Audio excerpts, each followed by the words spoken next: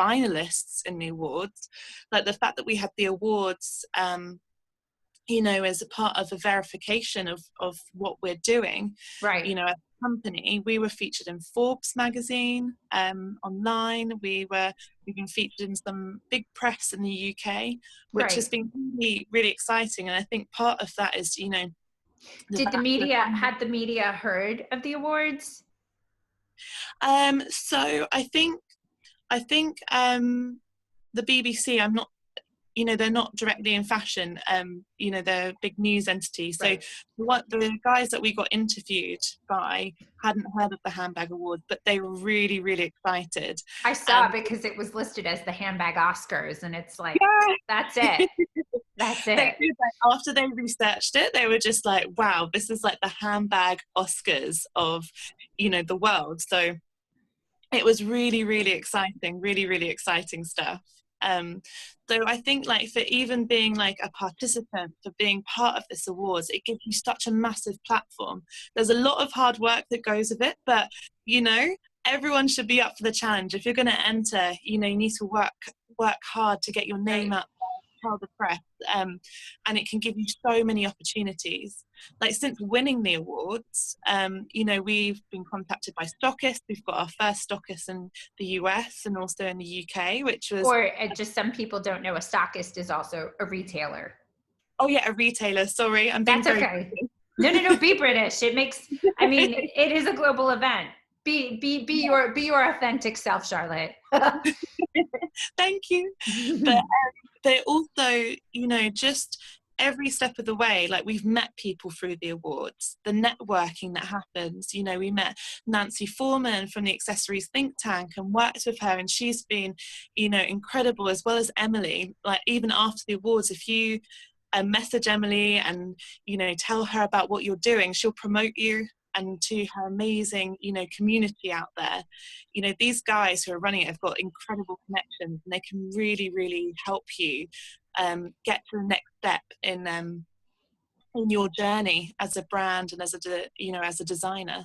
So, I mean, thank you so much for like all what you've given us.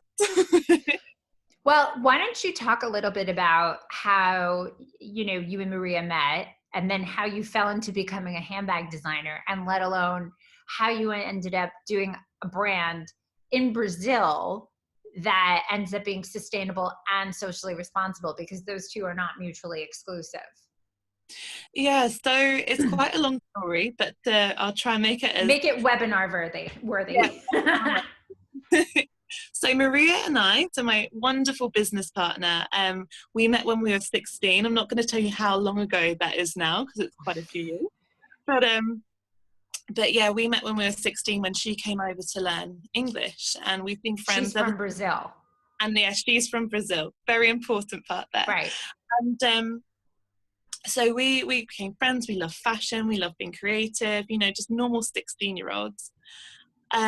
And in 2005, I hadn't seen her for quite a few years, just because, you know, the distance. Right. I decided to go out to South America. And wow, that's cool. Yeah. Oh my God, it was really exciting. And before then, or before now, I was actually a physiotherapist. And as you do. And I was working in a community out in South America, and I was quite like, I'd never worked in such a poverty-stricken region.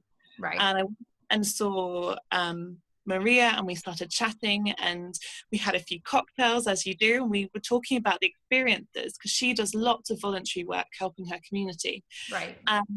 We decided that we wanted to create a product that represented like caring kindness, that would help support the community, and then would help elevate the community, as they'll be able to donate, you know, with every sale, we donate meals to people in need. That's amazing. Oh, it's honestly, it's the most incredible job. I wouldn't, you know, change it for the world. Right. And so we decided to start. I went back to London Fashion College and started learning how to design and how to make handbags.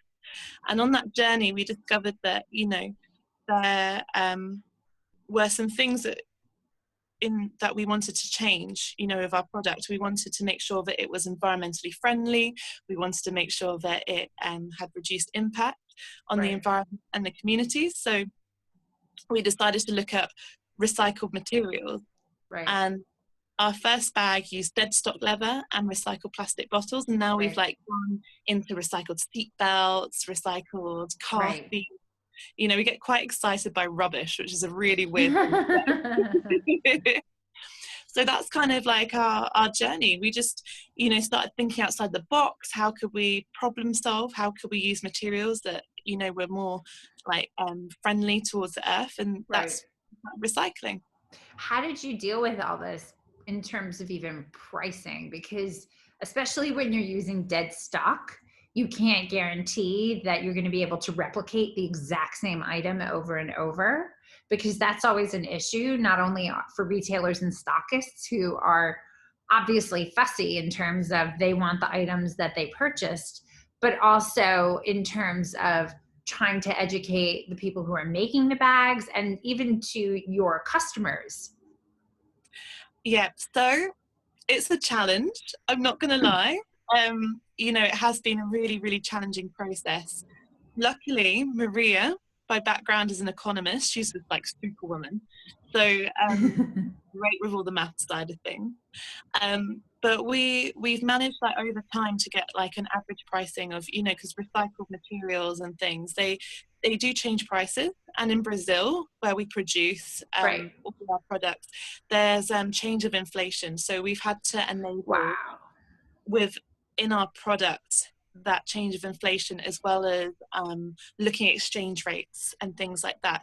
So it's quite complicated. I won't go into the nitty gritty of it, but I think if you're looking at this and looking at recycled materials, it's really great to get someone who is an economist or, you know, has experience. And we work with, you know, Nancy Foreman. She actually helped us, you know, look at our price point and things to try and work out the right structure. So I think it's getting that experience, and the network that we got from the Handbag Awards really helped with that as well. Right, because Nancy is amazing in terms of reverse engineering. And I think that's another point that a lot of designers don't seem to understand, that you have to design into a price point, and you kind of, as part of your design process, is that you have to kind of work backwards. Who's your customer? What is she looking for or he looking for? How often will they buy a handbag? What are they going to use the bag for? Where do they live? How will they be impacted by their outside life? You know, big bag, little bag, color, you know, which part of the country, and trying to design into that so much so. And then even what do they do for a living, which is even more tricky now in terms of the gigantic mess of what's going on, what they do for a living, how many kids they have, disposable income, actual income, and then figuring out how much at the end of the day, after going through all that, even before you even make the bag, how much will she spend on that bag realistically? Because, you know, it's always an issue. And the beauty of the catastrophe that's going on now is that if you are mildly creative, this is the time to try and create, you know, out of, you know, what do they say? Out of the ashes, this is where things will rise. Like the phoenix, right? It's the phoenix rises. So I think, you know, if you're going to be creative, try to be creative and smart.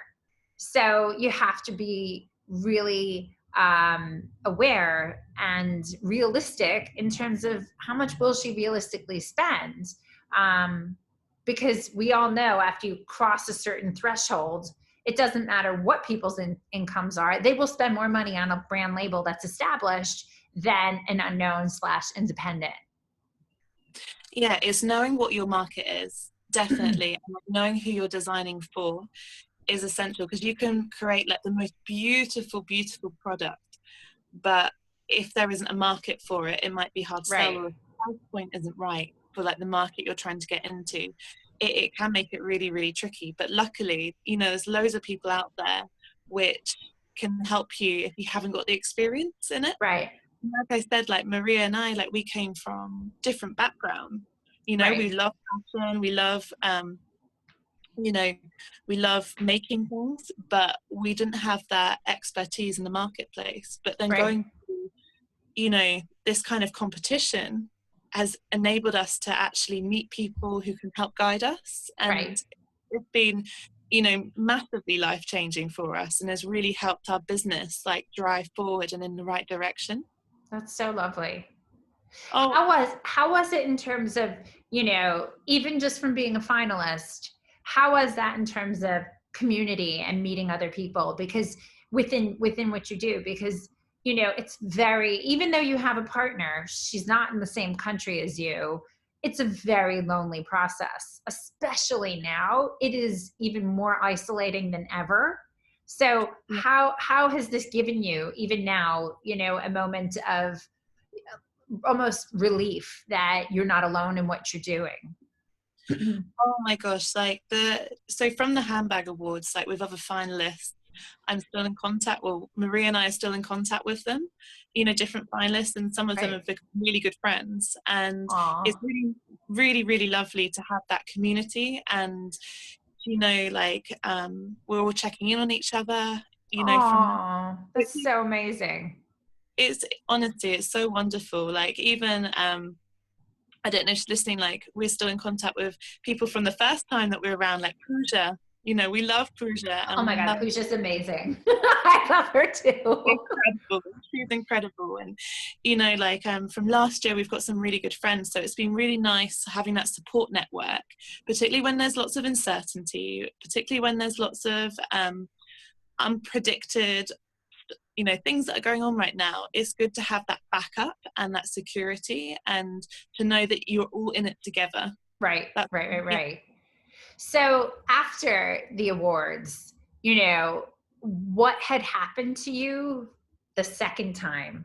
So how did things change for you that you really, really felt? So I've really, like, when we won the award, what was different was the recognition that we received, and we got opportunities, which I can't discuss in full at the moment, but we got opportunities to go and pitch to certain companies, to have collaborate, quite big companies to have collaborations. We People were, like being like, oh, these girls mean business, Right. which was, Did you quite. find that being two female business owners created problems, or not problems, but just like roadblocks in terms of what people could assume you could and couldn't accomplish? Yes, particularly in Brazil. It's quite a chauvinistic society. So a lot of the time, like when we're setting this up, people, wouldn't take us seriously, particularly, That's if we were wild. to export and things like that. But it's kind of given that recognition to us, to, for people to be like, look, we're an award-winning brand in New York, and we were taken a bit more, a lot more seriously. Right. In the UK, like equality between like men and women isn't quite there yet, but the gap is closing. Right. So it was a bit easier here, but I think it's more the fact that we're young business owners, Right. more than being female in the UK. Kind of like people start taking us a bit more seriously, being like, okay, these girls mean business, and which is really exciting. It gave us a massive confidence boost in You need ourselves. that too. I mean, it's just like, you need someone. And I think never underestimate the power of kindness in terms of, your process. So even with someone saying, I really love your product and this means a lot, it's like enough to just keep you going, right? To just the Oh, next level. massively. Like the journey of being a designer is so hard, like So so hard. hard. When you're like balancing working as well as doing like your own business, which is Yeah. what this gave me the confidence to actually take the next step, and to stop working as a physio and focus on this full time. So, Wow. How long ago did you do that? so beginning of September last year, After the awards. after the awards. That's Wow. yeah, That's wild. yeah, it's great. Yeah, honestly, it gave us. We were like, this is the time. We need to focus on it. So I handed my notice in, and then yeah. That's crazy. How, in terms of, you know, by virtue of the kind of business you guys have, how have you been handling this kind of mess that's going on? Okay, so Marie and I, like, I think like everyone else, we did have our moment. And I think it's okay to have your moment where you're just like, oh my God, I can't believe this is happening. You know, Yeah. like, I think, you know, we can't be harsh on ourselves if we're feeling low some days and, you know, feeling better on other days. Yeah. But going through, I think, like, for me and for Maria, having the business to work on and to grow on it, it's actually given us focus. It's given us, you know, like a purpose during this time, which has been Yeah. really, really positive. And we've looked at it as an opportunity right now. You know, we've got to take the silver lining of the cloud and be like, right, we're going to work on our digital strategy. It's something that was on like our list of things that we wanted to push and work on this year. But it's really like we've just focused on that and like how to communicate in our branding, everything. It's just given us that opportunity to focus rather than doing events, you know, all the time Right. and everything. So that's what's kind of helped us. And then also the community that we've created through From Belo, you know, that's been really, really positive as well. You know, working with our team, making sure that they're okay and everything like that has given us that kind of sense of purpose and drive to help Right. us through this time. Right. Oh, that's so special. I'm going to open this up. We are ready for Q and A. If you have, right, Q and A. Okay. Ooh, this is also interesting, managing all this. Oh, right. Okay. Someone just sent me a message via Instagram, which is really interesting. Are you worried about what's going on? Are you worried? Are you? Wow. Yeah, I think it's going to be an interesting time. But with every, so my dad has been running a small company for 40 years this year. Right. So, and he started his business in a recession. I know Right. this is a completely different situation, but I think I I am worried, you know, about the health of people. I'm worried about, you know, my friends that work in the front line. Yes, I Right. am. But I think if we're looking at it from a design and a business perspective, I'm not too worried in some senses because I think opportunities can come from this. Right. And I don't know what it's like in, you know, around the world, but what I'm seeing in the UK is lots of opportunities for small brands and small designers to grow and to be, you know, quick to adapt to the changes that are happening. Right. I think as like small companies and small businesses, we have opportunities we can work with. So Right. in terms of business, I think there's, you know, we've just got to adapt and work with the time. Right. Right. Right. Hold on, because they seem to be coming in through Instagram. Just because you're our first webinar. Oh, no worries. I know. Hold on. Bear with So, me. This is also exciting and frustrating. So sorry for the delay. Okay. Right. DMs. Here we are. Okay. All right. How are you holding up as a socially responsible brand while people are really looking? okay, so luckily for us, as a small brand, we've been able to support our artisans. Which is so, I mean, if anything, that must allow you to sleep. Yeah, definitely. We had, so we've got a small cooperative that we work with. And we, at the moment, with the regulations in Brazil, we're able to stay open. But there's really tight health and safety rules and regs. So not Right. everyone at the same time, but everyone at the moment is being paid their normal pay. Right. We also outsource small artisans, and we've been able to give them an advance with like our Christmas order, so that they're able to stay. Wow. Yeah, like we're very small, but we had this.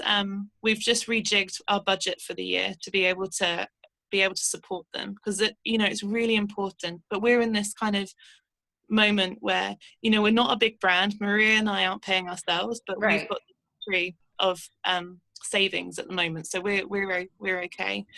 But we've also been crowdfunding to help support our Right. artisans, like with our friends and our family. Right.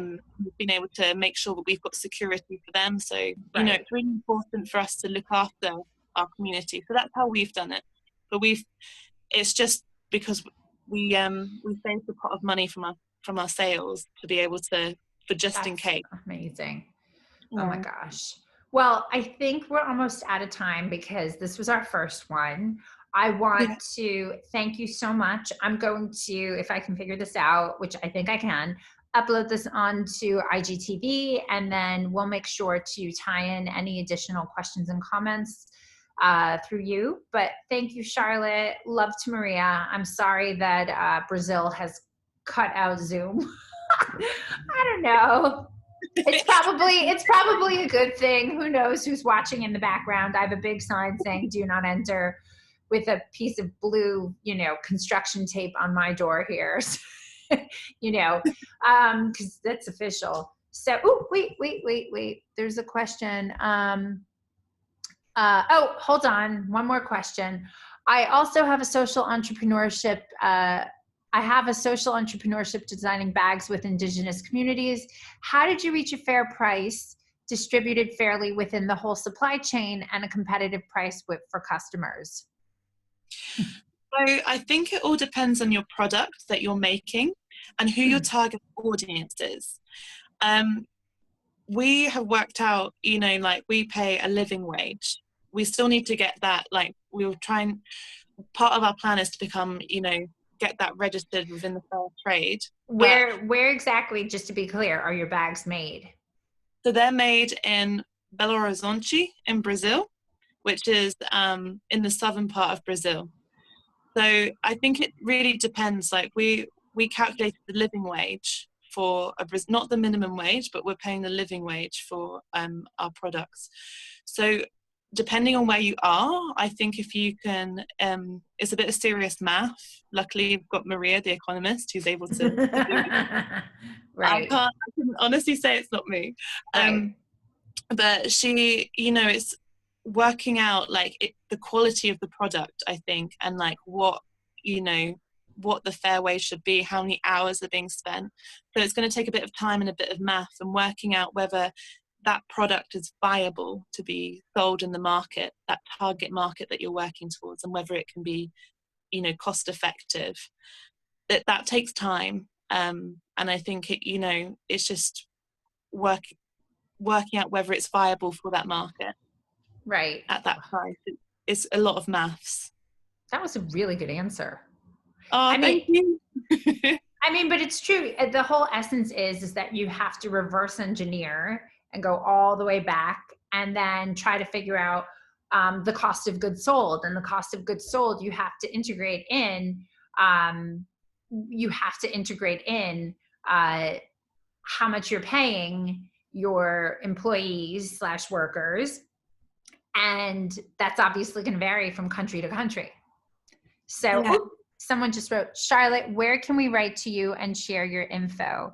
Okay, I'm going to, it's at, is it From Belo with an underscore? An underscore, yeah. Okay, I'm going to send this. Dun-dun-dun-dun. Okay, so it's From Belo with an underscore. I will post all that, not to worry. But I think, oh, look, we've hit 2:00. This was very successful. So it's 7:00 for you. Yeah. So I guess, and it's Friday, so that's cocktail time for you. I still have to go buy food and change my clothes for my outside clothes to go wait in the line to get into the supermarket. So good luck. All good. All right. Well, thank you, Charlotte. And again, thank you all for tuning in. This is our first webinar. I hope it worked out with all of the technical difficulties, but thank you. And we'll be in touch soon. All right, lovey. Yeah. Take care. Bye.